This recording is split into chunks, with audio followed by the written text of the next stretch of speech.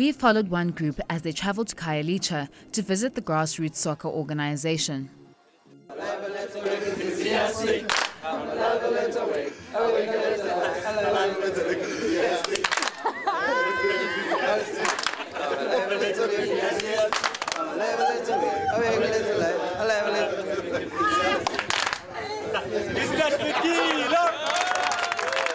We're going to do a 20-minute activity. We're going to learn something interesting about HIV and AIDS and making healthy choices. Does that make sense? Then after that, I'm going to bring you guys together. We're going to have a little discussion about leadership and about how we can use innovative ways to use sports to take on social challenges.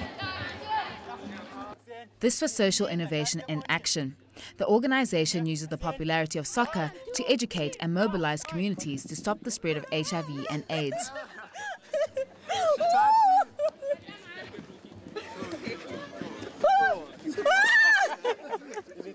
Push-ups were the consequences for speedy and risky behavior. This gave the shapers a useful metaphor for applying their minds to the challenges posed by HIV and AIDS to communities.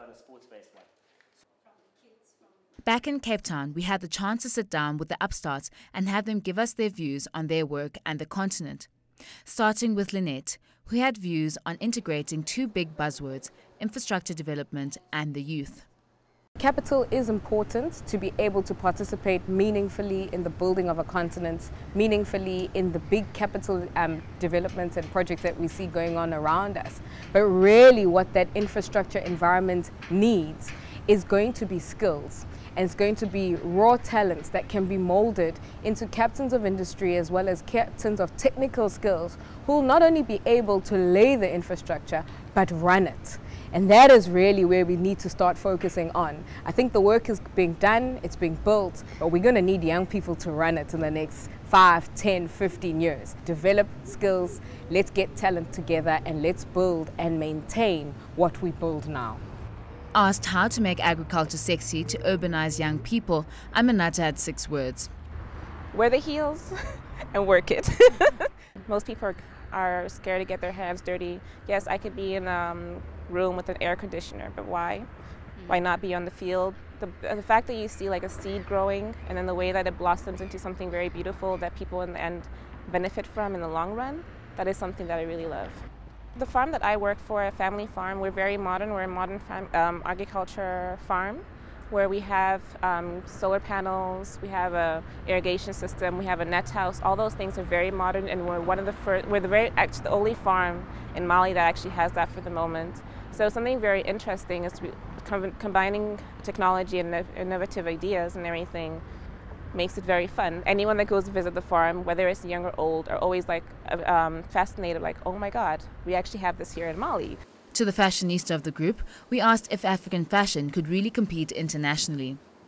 Yes, I agree. I absolutely agree that African fashion can compete with the rest of the world. We're heading in the right direction. It's growing. In order for us African designers to compete at a more international level, yes, we need to be creative and come up with good design. However, I think the most important thing for me is quality of the product. If that's the only way we'll be able to compete, because I mean, if you look at other designers, like it's just a plain, simple polo shirt, for instance, and it may just have a little logo, but when you look and inspect at the quality of that product, you know that it's actually, it's a good product, and you actually go and purchase it and keep it, and it will be durable. But if we can maintain good design, creative design, and good quality, man, we're gonna go far. We asked Karuna whether the environment was really a first world problem imposed on Africa.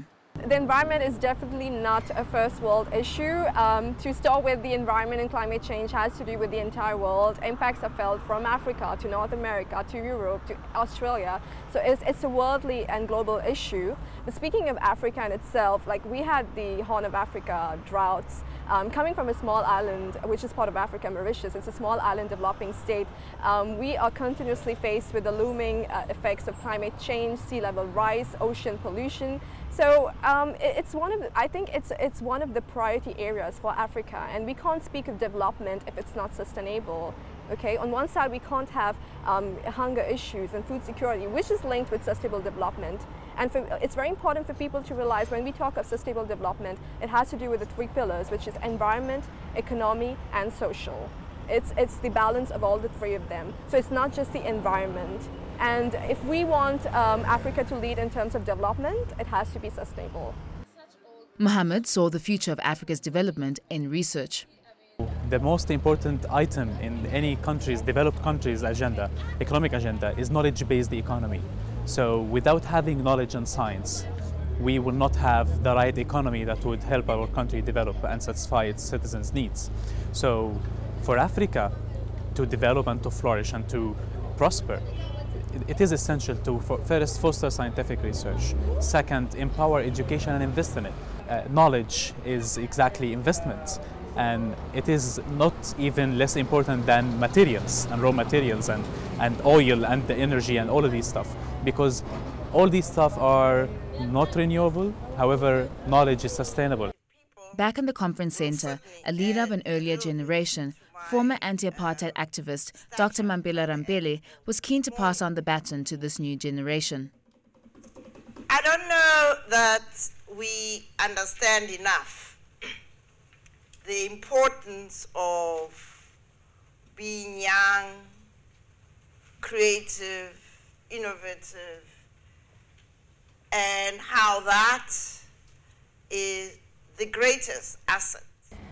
Older people like me, my generation, has to see itself as a bridge. We must promote intergenerational conversations. We must be able to enable young people to emerge and not be occupying positions of power and influence simply because we claim that we have been liberators, we have been heroes. Heroes, true heroes, move off stage. And that's what Africa's older generation people must do, so that the young people can have the space to lead. With this call to action, the Shapers spent the afternoon working on action plans that were the key to ensure that the event was more than a talk shop. Before the forum drew to an end, our 5 upstarts put their heads together to deliberate on some issues facing the continent and its youth, starting with the practicalities of age and respect. For me, yes, the elders have done a lot for us, but it's now out for us to actually do something. So how do you tell them politely, like, listen, now let me step in and like show you around. Like, technology has evolved, so let's show you how to do it. So it's really inspiration to know, like, an older person such as a doctor to be able to tell us, you know what, tell them, be respectful. But then again, like, my personal experience is that when I started working and I was working with, I'm still young and I have to tell these more mature people what to do. But when you're too polite, no one does anything. They just say, you know, Doreen, what does she know? That little girl, she's just come back from England and she thinks that she can. So it's also, how do you go? It's so tricky. Like, I don't know if you guys have experienced this, and especially if you're female as well. Being a man is a different story, yeah, but being a female and you're young and you're talking to the senior generation, I don't know. It's really, yes, not that easy. It's the same, no, it's the same, and it's also very important for young people to realize that when they speak, they have to show that they're mature enough to speak to the older generation, they're mature enough to work with them, they're mature enough to participate in political decision making, and otherwise young people will only be perceived as noisemakers. And our voices will be neglected. So it's very important to be respectful but also very assertive. On gender issues, the gentleman of the group became the spokesperson for equality. Now we have an opportunity, we understand the issue and we see them, I look at the ladies around me and how powerful and smart and skilled they are, and many, many others. And we can't see that and just stand still. We can't see that and not ourselves ask them to partner with us and really work and go there and ask them to be part. And not the only be part, but partners. Women is partner at home, partner at work, partner at school, and should be partner in everything. And they can't only be part of the problem, they should be part of the solution. Are we allowed to applaud? We like that, dude. I can applaud. Mohammed for president. The group saw clear consequences for not engaging Africa's large unemployed youth population. The ticking time bomb. I think the biggest consequence is that if you've got too many disillusioned youth, if you've got too many angry youth, you've got too many hungry youth, it just leads to rage. And the moment people are outraged, we've seen the impact of that the world over, time and time again, and generation over generation. And unfortunately, if we don't find ways to rein in a negative energy amongst young people, that bomb will go off. And it'll go off in a way that is perhaps even unexpected to many of our leaders today. I mean, you, Muhammad, would know better than most that a revolution starts on Twitter. It doesn't, it starts on Facebook and it starts on Twitter and it starts via an SMS. Exactly. You don't need to have a battalion of 100,000 men at the door. Regime change happened in Egypt in 18 days, after 30 years of dictatorship. So it's a lesson. They did provide some perspective on the limits of social media and politics. Another wise, but he's like a friend of mine, told me, Muhammad, if you are not part of the politics in Egypt, I don't want to see your opinion on Twitter. I think we all know what the challenges are. We all know what needs to be done. But what we really need are people who are there to drive policy, who are there to drive administration, but people who have a heart to serve. And we shouldn't be in politics if we're not there to serve. If we're there to serve our self-interests, then politics perhaps is the wrong game for us. And what we really need now is young leaders who are not afraid to be part of the game, who see the game for what it is and its importance in developing and building nations, and who are going to get in there and get the work done. Yes. So as young people, politics is incredibly important. And Twitter isn't politics. Twitter is, I always say, for every action, there is always going to be a social media overreaction. And that is what Twitter is. It is a collection of thoughts and overreactions, but it's definitely not policy or guidelines or administration or the operation of great nations. So it would be great to see more young leaders come into the fray and really get to what needs to be done, and inspire other young people to be part of the work that is necessary to keep a continent running. Although they were keen to move on from the continent's past, it was still relevant to them. As the saying goes, like, know your past or it repeats itself, history repeats itself. Right, exactly, yes. So we do need to know our past. Like Mali right now, we are facing, I don't know if you've heard about the coup d'etat that happened last year. So we're kind of like reliving this whole, we did not really learn from our past. So us as a youth, we're actually learning our history, like, oh, okay, this is what happened like back then. So, we're still discovering it. So it's the thing about education, and we really need to know because it's something that's been repeating 20 years back. We've been, we're supposed to be a country, a democratic country, but then in reality we're not, because we really did not know what the true definition of democracy is. So if you did not know that in the past, like, we had our founding fathers that liberated us, but then there was really like, we have storytellers, but then really did we think about, have we actually analyzed, like, okay, this is what happened in the past, and we do not want it to repeat, or else it'll just be a cycle on and on. Our generations or future generations will have to repeat the same thing. They had some thoughts on how to stay connected and build on the previous generation's dream of a unified Africa, despite their clear differences. One of the points I wrote was cultural diversification is so necessary. And she just stated, it's so simple with social media and technology.